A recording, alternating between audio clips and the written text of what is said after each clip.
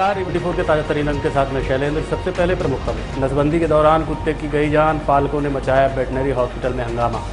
मनगवा विधायक पर ग्रामीणों ने लगाया कार्यपालन अधिकारी जनपद पंचायत के ऊपर दबाव बनाने का आरोप। आउटसोर्स कर्मचारियों की मांगें पूरी नहीं होने पर समाजसेवी बीके माला की अगुवाई में सौंपा कमिश्नर को ज्ञापन। और उद्योग विभाग में बोरी बनाने वाली कंपनी में मजदूरों को बनाया गया बंधक। इन खबरों सहित अन्य खबरें विस्तार से।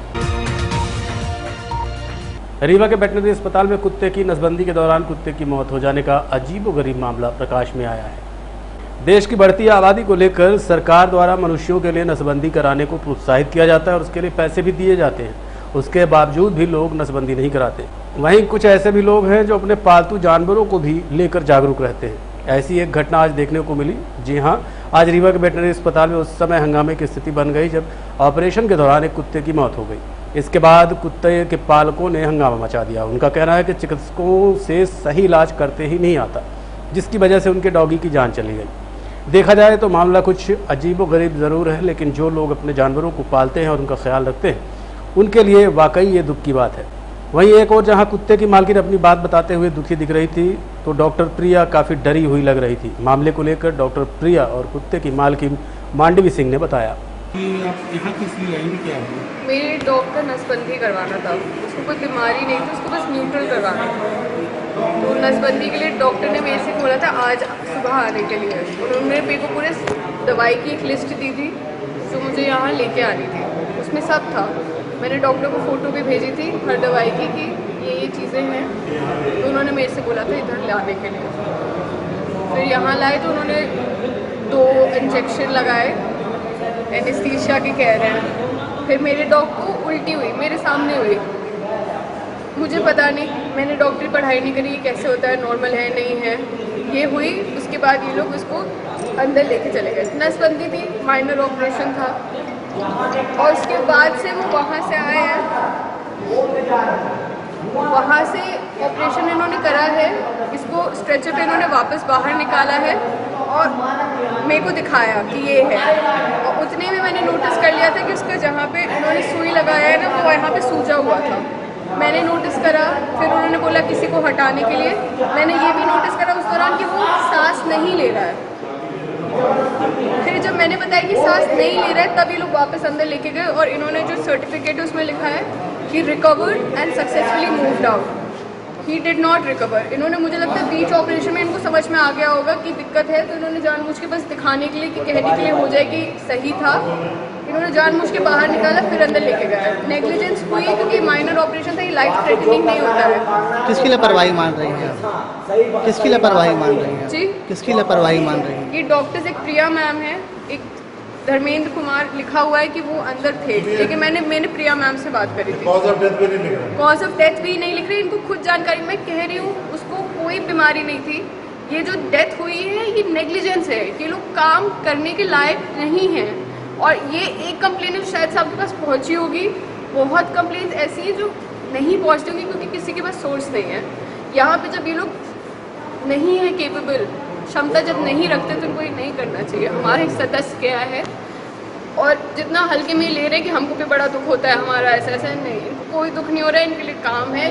मुझे तो ये भी लगता है कि अंदर मैं नहीं थी, लेकिन जो इनके स्टूडेंट्स रहते हैं ना, काफ़ी काम उनसे करवाते हैं कि तुम, मेरी जो इसके पहले डॉग थी उसके वेन्स में इंजेक्शन डालने के लिए उन्होंने 7 बार छेदा था। किसी स्टूडेंट को उसका वेन्स मिल नहीं रहा था। और ये लोग डॉक्टर्स उनसे ही काम करवाते हैं। जब बच्चे कहते हैं हमसे नहीं हो रहा है, तब ये लोग आते हैं। मुझे ये भी डाउट है कि अंदर भी लोगों ने यही करा होगा। और इनका लाइसेंस बिल्कुल कैंसिल होना चाहिए। लाइसेंस कैंसिल होना चाहिए। और यहाँ पे ये लोग रुई तक नहीं रखते हैं। मेरी फुल मैस्टिफ थी, बड़ी डॉग, वो 50 किलो की थी। उसका वेट लेने के लिए एक आदमी को वेइंग मशीन में खड़ा होकर उसको गोद लेना पड़ा। 50 किलो के कुत्ते को गोद लेना पड़ा ताकि वेट समझ में आए। यहाँ पे वेइंग मशीन तक नहीं है। रुई, ग्लव्स डॉक्टर के लिए हम लोग लेके आते हैं, ब्लेड तक हम लोग लेके आते हैं। और फिर ये लोग कहते हैं उन्होंने काम ठीक से करा। मैंने, क्या नाम है आपका? मांडवी सिंह। मैडम ये डॉग क्या कैसे? सर ये सर्जरी के लिए आया था। सर्जरी के लिए आया था। हमने आज के लिए इसको प्लान रखा था कि आज हम करेंगे। और ऑपरेशन हुआ भी, बाहर टेबल पे होश में आ ही गया था। के बाद में मैडम ने बोला कि ये सांस नहीं ले रहा है। हमने चेक किया सर, बाद में बहुत ज़्यादा प्रयास भी किया कि वो होश में आ जाए, सांस लेने लगे, ऑक्सीजन वगैरह सब लगाया, पर सर रिकवर नहीं हो पाया है। तो ऐसा क्या हो गया था कि सर ये तो पोस्टमार्टम के रिज़ल्ट आने के बाद ही पता चलेगा कि अंदर फिजियोलॉजिकल ऐसे क्या चेंजेस, सिस्टमिक क्या चेंजेस हुए हैं जिसके कारण ऐसा हुआ है। प्रथम दृष्टि आप क्या मानेंगे? सर वो रिपोर्ट आ जाए उसके बाद ही क्या नाम है मैम आपका? डॉक्टर प्रिया। ऑपरेशन के पहले उल्टी किया है आपका कहना था, तो उसके बाद ऑपरेशन करना नहीं चाहिए था। एक चीज़ आपने फिर भी ऑपरेशन किया। जब आया था क्या रोगी स्वस्थ था, सब कुछ नॉर्मल था? स्वस्थ सर, हम इसके लिए हम लोग ब्लड पैरामीटर्स लेते हैं, जांच करवाते हैं बाहर पैथोलॉजी में। यहाँ पे भी अपने यहाँ हमने करवाई थी, उसमें सर इसका हीमोग्लोबिन कम था, जब 9 था। हीमोग्लोबिन कम था तो नहीं आपने- सर 8 से बिलो फिर तो ऑपरेशन करना चाहिए था। 9 था सर, 9 था। उसमें हमने मैडम को बता दिया था कि इसको सिरप वगैरह आपको देना पड़ेगा, फर्दर रिकवर हो जाएगा।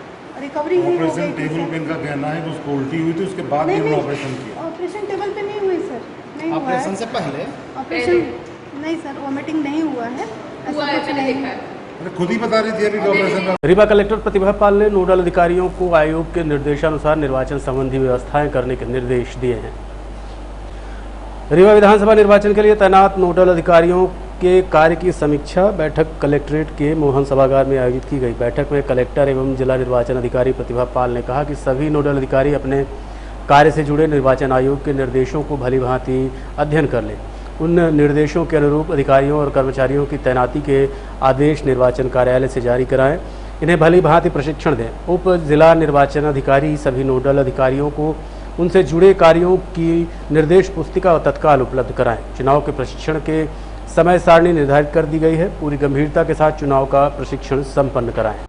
आज निर्वाचन को लेकर के चूंकि अपनी तैयारियां शुरू हो गई हैं, इसलिए सभी नोडल अधिकारियों की बैठक आज चल रही है और उसमें दो विषयों पर डिस्कशन किया गया है। नंबर 1 की ऐसे सभी नोडल अधिकारी जिन्हें इलेक्शन का दायित्व सौंपा गया है, वो अपने से संबंधित जितने भी सर्कुलर्स हैं, मिशन के दिशा निर्देश हैं, उनको भली भांति पढ़ लें, अपनी टीम तैयार कर लें और उनको क्या क्या काम करने हैं इस पर अपना ध्यान दे लें। इसका चूंकि इलेक्शन एक बहुत बड़ा व्यापक तैयारियां उसमें हम लोगों को लगती हैं, तो ये आवश्यक है, चाहे वो ईवीएम का मैनेजमेंट हो, मतदान केंद्रों की तैयारियां हों, स्वीप से रिलेटेड गतिविधियां हों, एएमएफ जो मतदान केंद्रों पे सुनिश्चित किया जाना है, आने वाले समय में जो नामांकन पत्र लिए जाने हैं और आगे काउंटिंग और इन सभी व्यवस्थाओं को लेकर के डेडिकेटेड नोडल अधिकारियों की नियुक्ति इसीलिए की गई है ताकि समय रहते निर्वाचन से संबंधित सभी कार्यों को प्रायोरिटी पर किया जा सके। इसके साथ ही हम लोगों ने आज फाइनली स्ट्रांग रूम का भी निरीक्षण किया है, जो कि इंजीनियरिंग कॉलेज में रहेगा और वहाँ सभी 8 विधानसभाओं के लिए, जिसमें रीवा और मऊगंज दोनों जिलों की विधानसभाओं के जो स्ट्रांग रूम है वो वहाँ पर रहेंगे। साथ ही वहीं से जो सामग्री वितरण और कलेक्शन का जो मैकेनिज्म है वो भी उसी जगह से संचालित होगा, तो उसकी भी आज प्राथमिक तैयारियां हम लोगों ने देखी हैं और पीडब्ल्यूडी को वहां पर जो इंफ्रास्ट्रक्चर से रिलेटेड कार्य करने हैं वो भी उन्होंने शुरू कर दिए। सुपर स्पेशलिटी अस्पताल के घटिया निर्माण की पोल एक बार फिर खुली है। बताया जा रहा है कि फॉल सीलिंग गिरने से एक बड़ा हादसा होते होते रह गया। करोड़ों रुपए की लागत से बनकर तैयार हुआ सुपर स्पेशलिटी हॉस्पिटल के कंस्ट्रक्शन की गुणवत्ता को लेकर काफ़ी सवाल उठते रहे हैं। अस्पताल बनने के कुछ साल के भीतर ही लगातार 3 बार फॉल सीलिंग की छत गिर चुकी है। ऐसे में सवाल उठना लाजमी है। गनीमत रही कि उस समय मौके पर कोई मौजूद नहीं था, वरना बड़ा हादसा हो सकता था। बताया जा रहा है कि सुबह 4 बजे ओपीडी की फॉल सीलिंग गिर गई। यही अगर 8 से 12 के बीच गिरती तो बड़ा हादसा हो सकता था, क्योंकि इस समय वहां हजारों की संख्या में लोग मौजूद रहते हैं। श्याम शाह मेडिकल कॉलेज परिसर में अक्टूबर 2019 में 150 करोड़ की लागत से सुपर स्पेशलिटी हॉस्पिटल की बिल्डिंग तैयार हुई थी, लेकिन उसके 2 साल बाद ही फॉल सीलिंग गिरने का सिलसिला शुरू हो गया। मेडिकल कॉलेज डीन ने भी निर्माण एजेंसी की लापरवाही माना है और कार्रवाई की बात कही। हाँ, अभी जो हमारा आउटडोर का एरिया है वहाँ काफ़ी बड़े स्केल पर फॉल सीलिंग गिर गई है। तो हम लोगों ने जो इसका निर्माण एजेंसी जो थी HSCC थी, जो गवर्नमेंट ऑफ इंडिया ने उनको अधिकृत किया था, तो उनको हम दिशा निर्देश पूर्व में भी दे चुके हैं। ये पूरे इस बिल्डिंग में केवल यही एक समस्या हमेशा रही है कि फॉल सीलिंग बीच बीच में थोड़े थोड़े लेवल पे गिरती रही और उनको बताया गया। तो बेसिक पिछली बार भी ये कहा गया था कि बेसिक फॉल्ट जो है इनकी जो प्लेट्स है उसमें जो उन लोगों ने जो फ्रेम बनाई है उसमें ही वो गड़बड़ी है। तो उनको पूर्व में भी इसका जो है सूचना है और ये भी हम इनको अभी सूचित कर रहे हैं। हम वो पूरा फ्रेम और पूरा ही बदलेंगे। HSCC के इसमें ही आता है वो अभी तो पूरा ही लापरवाही मानते हैं। अब इसमें निर्माण एजेंसी जो है जिनके सुपरविजन जो HSCC है हम लोगों की गवर्नमेंट ऑफ इंडिया के द्वारा अधिकृत वही इसका संधारण करती है और उन्हीं के डायरेक्शन में ये बिल्डिंग सेक्शन देखते हैं। विधानसभा चुनाव के मद्देनजर अपराधियों पर नकेल कसने कलेक्टर प्रतिभा पाल ने 72 अपराधियों को जिला बदर किया। रीवा कलेक्टर प्रतिभा पाल ने बताया कि जनवरी माह से लेकर अब तक 72 लोगों को जिला बदर किया जा चुका है। ऐसे असामाजिक तत्व जो आदतन अपराधी हैं और किसी न किसी अपराध में लिप्त रहते हैं उन्हें चिन्हित किया जा रहा है और उन पर कार्रवाई भी की जा रही है। उन्होंने कहा कि आगामी माह में विधानसभा चुनाव होने के हैं, ऐसे में शांति भंग करने की जो भी कोशिश करेगा उस पर कड़ी कार्रवाई की जाएगी। भर में शांति और व्यवस्था कायम रहे इसके लिए लगातार जो पुलिस की तरफ से इस्तगाशे हम लोग के कोर्ट में प्रस्तुत हुए हैं उनके आधार पर लगभग जनवरी माह से अब तक 70 से अधिक लोगों को जिला बदर किया गया है।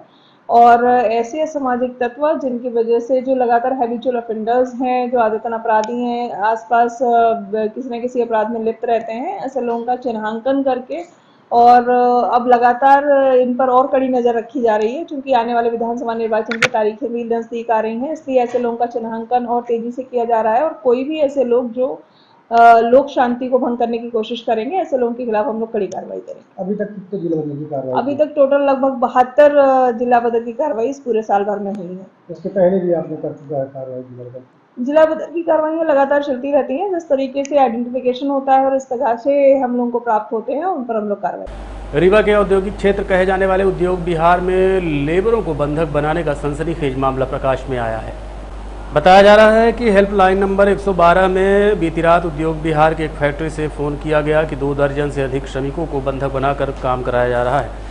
इस फैक्ट्री में बोरी बनाने का काम किया जाता था। श्रमिकों ने बताया कि उन्हें बाहर नहीं आने दिया जाता। ये सूचना मिलने के बाद प्रशासन तंत्र हरकत में आया। देर रात खबर आने के बाद श्रम विभाग सहित प्रशासनिक अधिकारी और पुलिस मौके पर पहुंची, जहां से दर्जनों से अधिक श्रमिकों को बाहर निकाला गया। ORSM की फैक्ट्री है, बोरी बनाने की फैक्ट्री है। यहाँ पर श्रमिकों ने जानकारी दी कि इनकी मजदूरी का भुगतान नहीं किया गया है और ये 3 या 4 तारीख से आए हुए हैं और बाहर जाने नहीं दिया था। कैंप अब बंधुआ थे कि नहीं, ये तो अभी 4 तारीख से आए हैं और ये कैंपस के अंदर ही रहते थे। तो ये लोग काम करना नहीं चाहते हैं, लोग जाना चाहते हैं वहाँ पर। 2 लोगों का मोबाइल बता रहे हैं कि वहाँ पर किसी ने ले लिया इनका। आपको कैसे सूचना दी? हमको TI साहब ने बताया। मतलब इन लोगों ने पुलिस संपर्क किया? हाँ, पुलिस संपर्क किया, फिर हम TI साहब ने फ़ोन किया तो हम यहाँ पर आए। कितने लोग? ये लोग 25 लोग हैं। कंपनी के ऊपर क्या कार्रवाई होती है? अब कंपनी के ऊपर नियमानुसार कार्रवाई होगी, इसमें इनका वेतन भुगतान कराया जाएगा और यदि जांच की जाएगी, अगर बंधक पाए जाए हैं, रिकॉर्ड चेक किए। अभी 15 दिन उन्होंने काम किया, क्या क्या अटेंडेंस रजिस्टर, पेमेंट रजिस्टर, जो भी इनके रजिस्टर रिकॉर्ड होते हैं वो सब देखे जाएंगे। क्या नाम क्या? को साथ में काम करते थे, हम लोग पर दबाव दिया जा रहा था, हम लोग बंधे हुए बन गए थे तो हम लोग घर जाना चाहते थे, तो इसलिए 112 नंबर पर कॉल किए, उसके सहारे हम लोग निकले हैं बाहर में। हम लोग घर जाना चाहते हैं। रहने वाले कौन नहीं रहे थे आप? नहीं छोड़ रहे थे सर। रहने वाले कहाँ के हैं आप लोग? औरंगाबाद बिहार के हैं सर। सभी? हाँ, नहीं सब लोग और जगह के, और लोग छत्तीसगढ़ के हैं सर। कुछ छत्तीसगढ़, कुछ बिहार, कुछ अलग अलग। हाँ। कैसे मदद मिली प्रशासन की? हम लोग 112 पे हम ही कॉल किए थे सर। कॉल करके? हाँ, लोग हाँ अपना मतलब अपना बताएं, अपना स्टेटमेंट दिए, उसी सहारे हम लोग निकले। मारपीट भी हुई है? नहीं मारपीट नहीं किया, मोबाइल छीन लिए हैं। कौन छीन लिया? दीपक टेकरीवाल है। कौन है ये? मालिक हैं फैक्ट्री का। क्या नाम है उसका? दीपक टेकरीवाल। दीपक टेकरीवाल? हाँ। काय की फैक्ट्री वहाँ पे? बोरी फैक्ट्री, सीमेंट का बोरी फैक्ट्री है। सीमेंट की बोरियाँ बनती? हाँ। कितने लोग काम करते थे जो बंधे हुए थे? हम लोग 35 लोग थे। तो सैलरी कितनी देते थे तनख्वाह? प्रोडक्शन के हिसाब से हम लोग थे। तो प्रोडक्शन जितना प्रोडक्शन हाँ, सैलरी मिल रही थी वैसे? नहीं मिल रहा था। सैलरी भी नहीं मिली? नहीं मिली है। कितने महीने की सैलरी नहीं मिली? ज़्यादा दिन हम लोग नहीं किए हैं, जो 3 तारीख से आए थे और कल से छोड़ दिए हम लोग। मतलब सैलरी जान के रोके थे जिसमें जाए ना? हाँ हाँ हाँ। अभी क्या था आपका? राजू कुमार। फैक्ट्री में काम कर रहे थे? Yes sir. यहाँ आए थे आप? यहाँ सर मतलब काम करने आए थे वो सैरम कंपनी में, जो बोरी फैक्ट्री है उसमें। हम लोग के गांव का मतलब दोस्त हैं, उनके माध्यम से हम लोग आए थे। हम बोले कि यहाँ पे अच्छा काम है, चलो वहाँ पे सब लोग साथ में काम करेंगे। हम लोग 10 दोस्त हैं, आ गए साथ में काम करने। मालिक बोला कि अच्छा से काम करो। हम लोग अच्छा से काम किए, 4-5 दिन काम ही अच्छा से किए। उसके बाद में मालिक टॉर्चर करने लगा और बोला गाली उली देने के काम, तबीयत भी ख़राब रहता था तो बोलता था ज़बरदस्ती काम करने चलो। उसके बाद में हम लोग चाहें कि बाहर निकलना भी नहीं देता था। तो प्रॉब्लम में हमको लगा कि हम तकलीफ़ में हैं, खाना भी अच्छा से नहीं मिलता था। उसने कि यहाँ पे रहना हम लोग सही नहीं लग रहा है, इसलिए बाहर निकलना चाहते तो सिक्योरिटी भी टाइट लगा दिया था। इसलिए हम लोग सोचे कैसे भी तरह से निकले, तो हेल्पलाइन नंबर लिए, उसके माध्यम से हम लोग बाहर कल शाम को निकले। उसके सोचे कि हम लोग का पैसा तो मिला ही नहीं है, तो हम कुछ हेल्पलाइन नहीं है। फिर यहाँ पे कॉल किए, जो है यहाँ पे चौराहटा थाना, यहाँ पे कॉल किए, बोले कि आइए सर यहाँ पे प्रॉब्लम का सोल्व हो जाएगा। उसके बाद बोले हम लोग आए यहाँ पे, पैसा अगर मिलेगा हम लोग का पैसा चाहिए बस, और घर चले जाएंगे। और फ़ोन भी हम लोग का जब्त हो गया सर, बस फ़ोन चाहिए, हम लोग घर चलेंगे, काम करना उस फैक्ट्री में नहीं चाहते हैं। बिजली संबंधी समस्याओं को देखकर कांग्रेस नेता ने आज अपने सहयोगियों के साथ उच्च अधिकारियों को ज्ञापन सौंपा है। बिजली से संबंधित चलती समस्याओं को लेकर युवक कांग्रेस नेता शुभम सिंह चंदेल के नेतृत्व में सिलपरा ग्राम के सैकड़ों साथियों सहित युवक कांग्रेस व NSUI के कार्यकर्ताओं ने कार्यपालन यंत्री शहर संभाग रीवा महिया का घेराव कर विभिन्न मांगों के संबंध में ज्ञापन विभाग के उच्च अधिकारियों को सौंपा है। इस दौरान शुभम सिंह चंदेल ने कहा कि जिन गाँवों में ट्रांसफार्मर नहीं है या ट्रांसफार्मर जले हैं, यदि जल्दी विद्युत विभाग व्यवस्था कर बिजली आपूर्ति बहाल नहीं करती तो तालाबंदी की जाएगी। आज हम लोग यहाँ ज्ञापन देने आए हैं ग्रामीण अंचल की बिजली की समस्या को लेकर। हमारी निम्नलिखित मांगें हैं। हमारी सबसे बड़ी मांगें हैं कि आज हमारे ग्राम पंचायतों के, हर ग्राम पंचायतों के ट्रांसफार्मर जले हुए हैं, जिससे संबंधित हम लोग AEJ को सूचना देते हैं, लेकिन वहाँ किसी प्रकार की कार्रवाई नहीं की जाती। आज किसान की फसल आपको पता है पकने की कगार में आ रही है, लेकिन बिजली की समस्या की वजह से पानी नहीं मिल पा रहा है।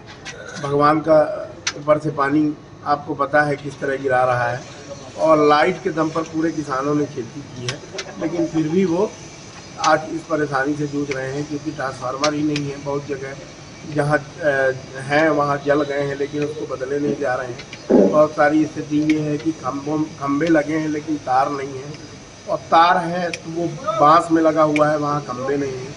इन सब निम्नलिखित मांगों को लेके हम यहाँ AC साहब के पास ज्ञापन देने आए थे, लेकिन बड़े दुर्भाग्य की बात है कि आज 1.5 घंटे से हम लोग यहाँ पे धरने प्रदर्शन में बैठे हुए हैं। कोई भी जिम्मेदार अधिकारी नहीं है जो ज्ञापन हमारा ले ले, हमारी बातों को सुन ले। आज मुझे यहाँ पे आके ये एहसास हो रहा है कि ये सत्ता में इतना चूर हो चुके हैं, इतना चूर हो चुके हैं कि इनको सत्ता दल के लोग ही इनको दिखते हैं, विपक्ष के लोगों से इनसे कोई मतलब नहीं। आज छात्रों का एग्जामिनेशन चालू होने वाला है।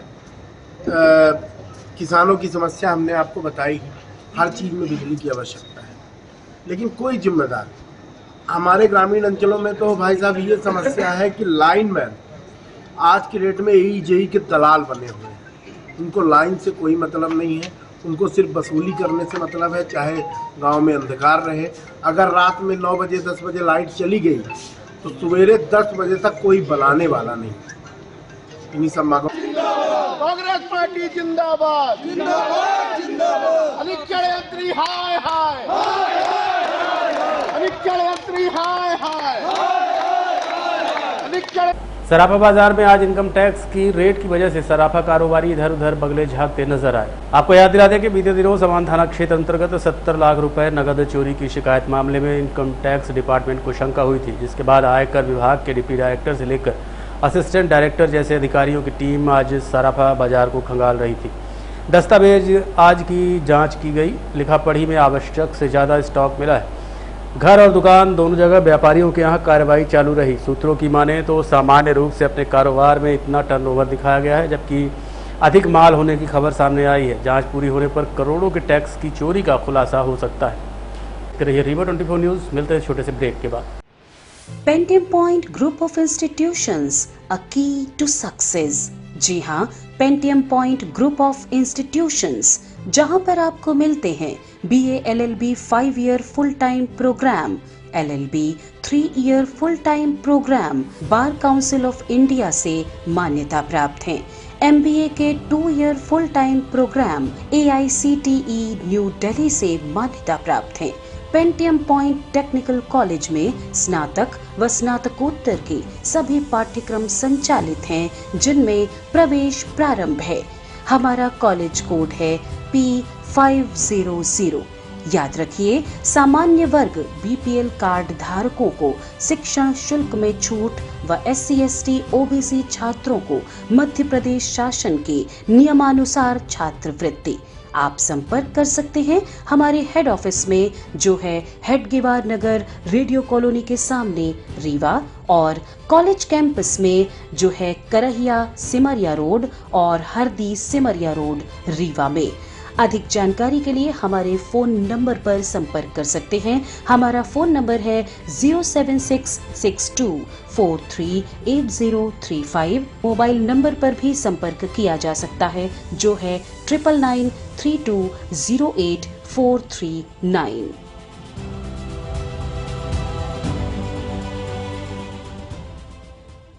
संजय गांधी के आउटसोर्स कर्मचारी हड़ताल पर चले गए थे। मांगे पूरी न होने के कारण आज कमिश्नर को ज्ञापन सौंपा है। संजय गांधी अस्पताल में 750 आउटसोर्स कर्मचारियों की नौकरी खतरे में है। पिछले 3 साल से उन्हें तनख्वाह नहीं मिली है। 22,000 की सैलरी की जगह मात्र 7 से 8,000 रुपये मिल रहे हैं, जिससे उनका गुजारा नहीं चलता है। साथ ही उनकी वर्दी भी 3 साल से नहीं मिली है। कर्मचारियों को कहना है कि कोरोना के समय उन्होंने जी जान से मेहनत की, लेकिन आज तक उनकी सैलरी ठीक से नहीं मिल पाई। वहीं इस संबंध में समाज सेवी और एडवोकेट BK माला भी सामने आए हैं और उन्होंने समर्थन करते हुए कमिश्नर से मुलाकात की। इस संबंध में हमने कर्मचारियों, संजय गांधी अस्पताल के डीन और एडवोकेट BK माला से चर्चा की। तो कल बोला गया था कि मतलब 4 बजे तक पेमेंट तुम लोग की आ जाएगी।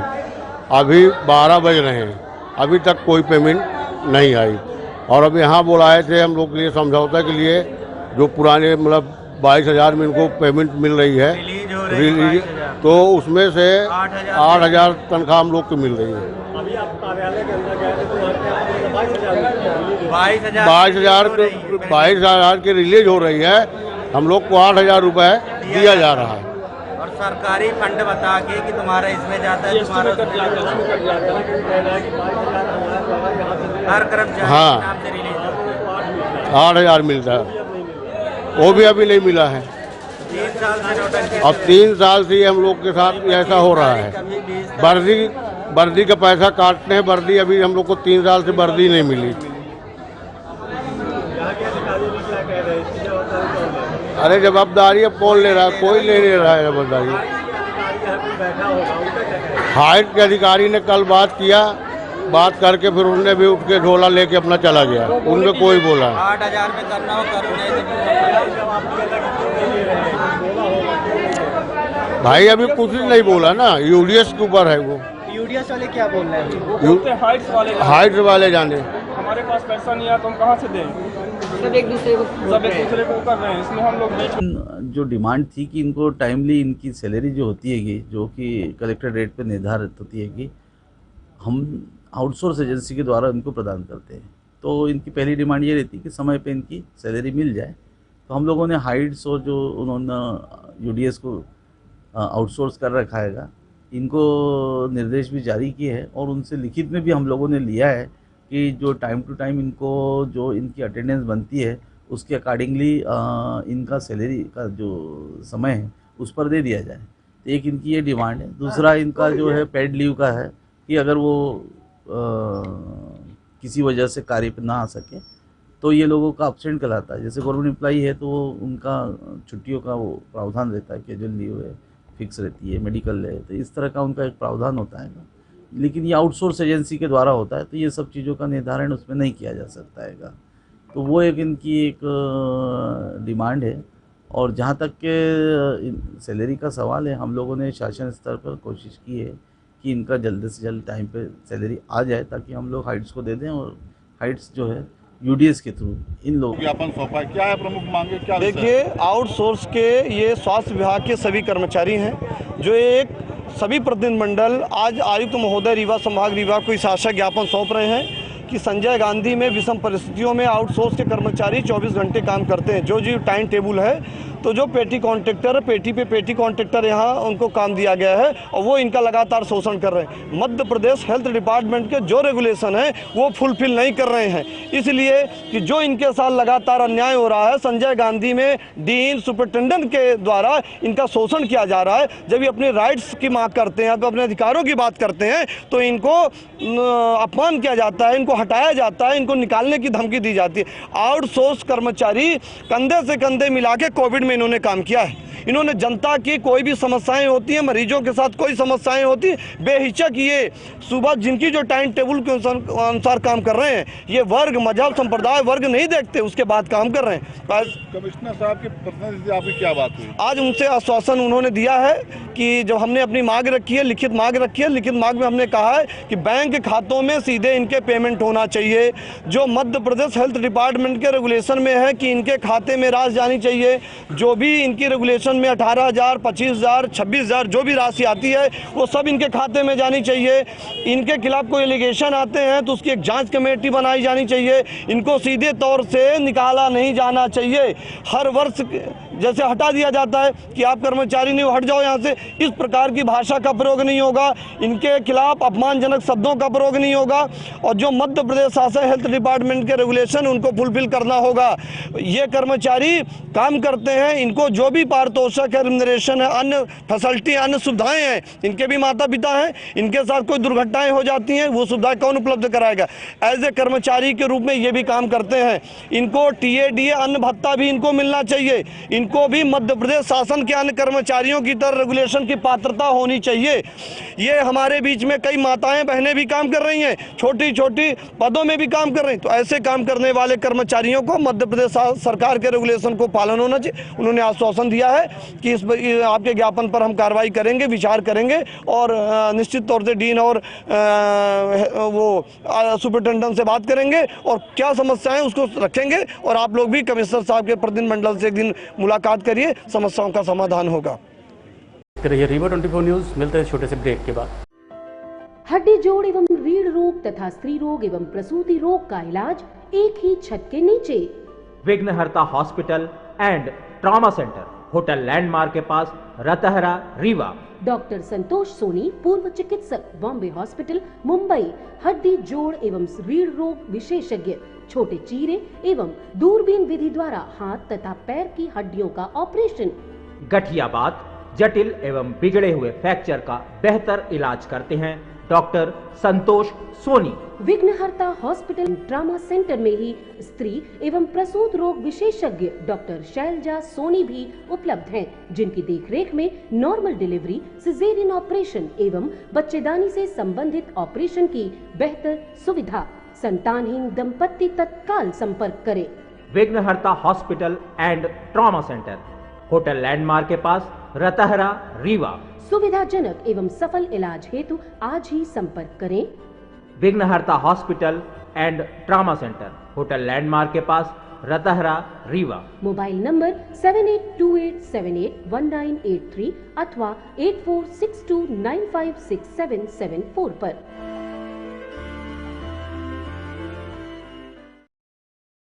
ग्राम पंचायत दुगमा के लिए आवंटित राशि उपलब्ध नहीं कराए जाने पर मनगमा विधायक पंचूलाल प्रजापति के ऊपर दबाव बनाने का आरोप लगाया गया है। जनपद पंचायत के 15वें वित्त की राशि का आवंटन किया गया है। इस दौरान 77 ग्राम पंचायतों की राशि आवंटित कर दी गई है, लेकिन ग्राम पंचायत दुगमा की राशि आवंटित नहीं की गई। ग्रामीणों का आरोप है कि क्षेत्रीय विधायक पंचूलाल प्रजापति के द्वारा मुख्य कार्यपालन अधिकारी जनपद पंचायत के ऊपर अनावश्यक दबाव बनाकर राशि रोकने का प्रयास किया गया है, जिससे जनपद पंचायत के द्वारा संबंधित विकास कार्य नहीं किए जा रहे हैं। उन्होंने मुख्य कार्यपालन अधिकारी को पत्र सौंपते हुए अपील की कि ग्राम पंचायत के लिए स्वीकृत राशि जल्द उपलब्ध कराई जाए ताकि विकास कार्यों में बाधा न पहुंचे। हम लोगों के यहाँ 2020, 2021, 2022, 2023, 2024 की राशि को रोक के रखा गया है और जनपद पंचायत की सामान्य सभा से सब स्वीकृत हो चुके हैं सारे प्रस्ताव। इसके बावजूद पैसा रुका हुआ है। आज हम लोग कलेक्टर महोदया से मिलकर ये मांग करने आए हैं कि हम लोगों की राशि को जारी किया जाए ताकि हम लोग उसको ग्राम पंचायत के विकास में खर्च कर सकें और कुछ काम दिखे, क्योंकि सरपंचों के ऊपर काफ़ी दबाव है कि काम नहीं हो रहा ग्राम पंचायत।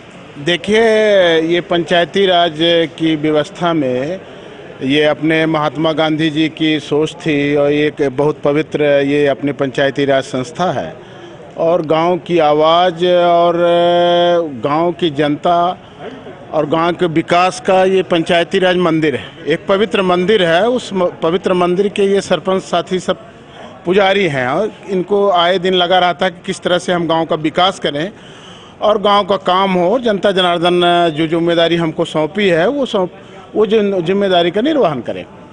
हमारे सम्मानित जनपद अध्यक्ष जी और हम सभी जनपद सदस्य लोग प्रस्ताव किए कि ये जो राशि है 15वें वित्त का, वो राशि सभी सरपंच साथियों के उसमें जाए पंचायत में और विकास हो। उस कड़ी में कल प्रस्ताव पारित हुआ और राशि रिलीज होने में दिक्कत कर रहे हैं कुछ लोग, कुछ जनपद सदस्य कहिए, बाकी प्रस्ताव तो तय है। दो तीन जनपद सदस्य। तो उस संबंध में हम लोग कलेक्टर मैडम से मिलने आए। आज के अंक में इतना ही। देखते रहिए रीवा 24 न्यूज़। नमस्कार।